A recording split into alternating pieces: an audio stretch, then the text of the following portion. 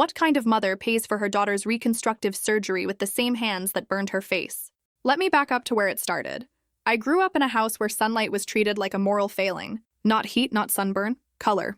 My mother, Shaista, kept a running tally in her head, the way other mothers tracked grades or curfews. If my younger sister Sana and I stepped outside during the afternoon without a scarf pulled up or sleeves rolled down, she knew by the time we sat down for dinner. She had this habit of studying our forearms under the kitchen light like a jeweler inspecting a stone for flaws.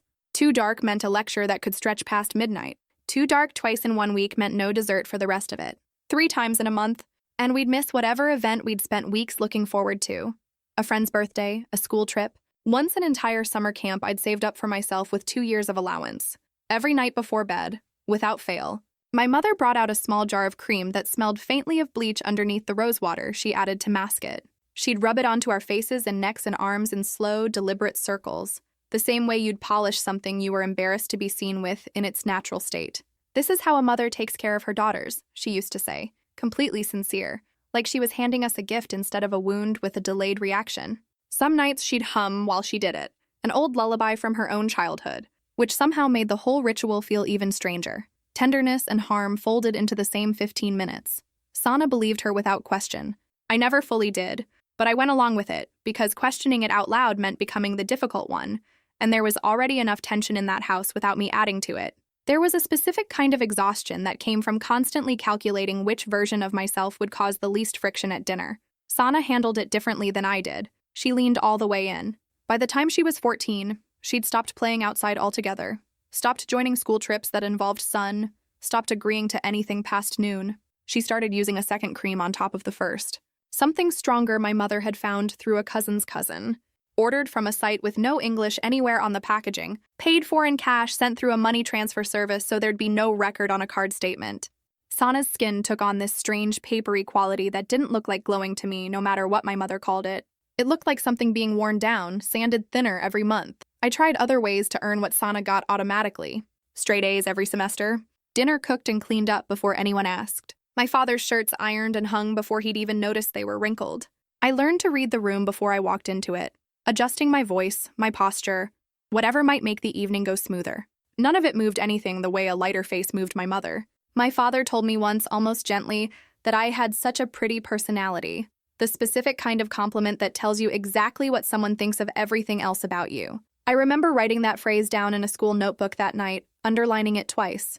Not sure yet why it felt like it needed documenting. The night I turned 16, my mother handed me a gift bag instead of the cake I'd been hoping for. Inside was a bleaching kit shipped from overseas, complete with a syringe-style applicator and instructions printed in 3 languages, none of them reassuring. I locked myself in the bathroom and cried until my throat felt raw. Sana came in without knocking, the way she always did. Like privacy was something that only applied to other families. I thought she was going to hug me and tell me none of it mattered, that I didn't need any of this to be loved. Instead, she rolled up her sleeve and held her arm out under the bathroom light, veins faintly visible beneath skin gone almost translucent. "If I can look like this, so can you," she said, offering it to me like a cure instead of the disease it actually was. There was no cruelty in her voice when she said it. That was the part that scared me most. She meant it as an act of love. I didn't argue.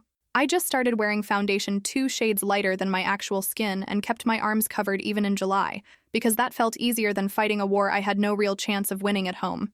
I got good at it, honestly. Good at knowing which cardigan hid the most, which angle in a photo softened things, which excuse worked best when a friend asked why I never wanted to go to the pool. 6 years went by like that. I finished a public health degree, moved into my own apartment, and started dating a man named Yusuf, whose family laughed loudly at dinner and touched each other's shoulders without flinching. He was Egyptian-Canadian, several shades darker than me, and completely unbothered by that fact, which should have been an unremarkable thing to notice about a person. But for me, it felt like discovering an entire color existed that I hadn't been allowed to see before. The first time I met his mother, she pinched my cheek and told me I had beautiful sun in my skin, and I had to excuse myself to the bathroom because I didn't know what to do with a compliment like that. Last winter, I finally brought him home. I'd convinced myself enough time had passed that maybe distance had softened something in my parents.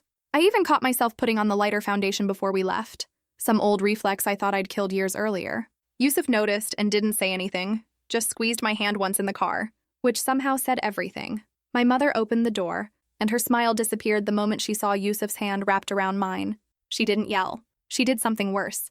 She laughed, a short, disbelieving sound, and asked where the real one was. Like Yusuf was a joke I'd be embarrassed to keep telling. Behind her, I caught a glimpse of Sana in the hallway, thinner than I'd seen her in months, watching the whole exchange with an expression I couldn't quite place.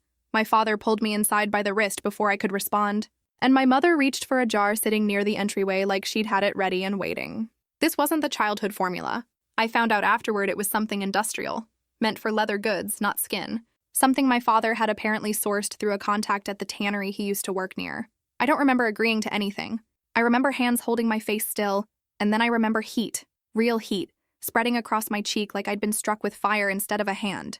I was screaming. Yusuf was screaming at my father to let him call an ambulance, and my father stood in front of the door like keeping us trapped inside mattered more than whatever was happening to my face. Sana stood frozen in the hallway the entire time, one hand pressed over her mouth, not moving to help either of us. By the time the paramedics got me out, I'd lost most of my eyebrows, and the skin along my jaw had started blistering into something I didn't recognize when I finally saw a mirror in the ambulance. Second-degree chemical burns, the ER doctor said, running through the details in a voice that stayed carefully neutral, the kind of professional calm that somehow made it feel more real, not less. I remember lying there thinking, distantly, that I finally understood why Sana used to flinch whenever anyone reached toward her face too quickly. I woke up from a skin graft procedure with Yusuf holding my hand and 41 missed calls waiting on my phone. My mother's messages went from furious to pleading within the span of a single hour. My father's were all about family honor and how I'd humiliated everyone, as if I were the one responsible for what had happened to my own face. Sana's voicemail was the one that broke something open in me completely, her voice flat and exhausted, begging me not to involve the police, insisting our parents only ever wanted what was best for us. I played it 3 times before I could bring myself to delete it. A hospital social worker sat with me that afternoon and asked quiet, careful questions I'd never let myself answer honestly before, not even to myself. For the first time in my life, I told someone everything. Not the version I usually gave people, all of it, in order, without softening any part of it. And I remember how strange it felt to say the sentences out loud instead of just carrying them silently the way I always had. I filed the police report from my hospital bed, hands shaking so badly I could barely sign my own name. The detective who took my statement, a woman named Alvarez, had a way of writing things down that made them feel factual instead of shameful, which was the first time anyone had ever treated my childhood that way. I nearly backed out a dozen times during that single conversation. There's a very specific kind of guilt that comes with reporting the people who raised you, even when they've scarred your face with something meant for shoes. Yusuf never left my side through any of it. He rearranged his work schedule, brought me actual food because hospital trays are inedible, and sat through every uncomfortable question the police asked without once making me feel like a burden. The nurses assumed he was my husband. Neither of us bothered correcting them. There was something almost funny about it, in a dark way. A small, borrowed future we got to try on for a few days. The case moved slowly at first. My parents told the responding officers it had been an accidental allergic reaction, a story that might have held up if the ER hadn't already run a full chemical panel on the burn. Without documentation of everything that came before the burn, though, it was still largely my word against theirs. Until Sana showed up outside my dermatology appointment 3 weeks later, thinner than I'd ever seen her, clutching a flash drive she'd taken from our father's office. Years of records were on it. Shipping receipts, supplier invoices, every illegal chemical order, itemized and dated, stretching back over a decade, along with a folder of scanned bank statements showing regular transfers to overseas sellers under vague labels like household goods. "They're going to notice it's missing," she said, shaking so hard she could barely hold her coffee cup. "I don't care anymore." That night, she showed up at my apartment with a backpack and nothing else. Yusuf gave up his desk without a second thought so we could set up an air mattress in the corner. Over quesadillas, the first full meal I'd watched her eat in years without pushing half of it around her plate, she told me she hadn't slept through an entire night since she was 12, because our mother had convinced her that disrupted sleep kept her skin from tanning while she rested. The bruises on her arms, visible once she finally changed out of her long sleeves, told me the rest of what she wasn't ready to say out loud yet. She fell asleep on the air mattress before 9 that night, and I sat in the doorway for a long time just watching her breathe evenly for once. The victim advocate assigned to our case, a woman named Priya, rebuilt the entire prosecution around both of us once Sana came forward. The flash drive, my hospital records, Sana's bruises, and eventually a written statement from an aunt in Houston who admitted she'd suspected something for years and had simply chosen to look away rather than get involved. That same aunt later mailed us old letters our mother had written as a teenager, describing nearly identical treatment from her own mother, the same rituals, the same jars of cream, the same quiet threats disguised as love. The cruelty hadn't started with us. It had simply been passed down, generation to generation, looking for new hands to continue in.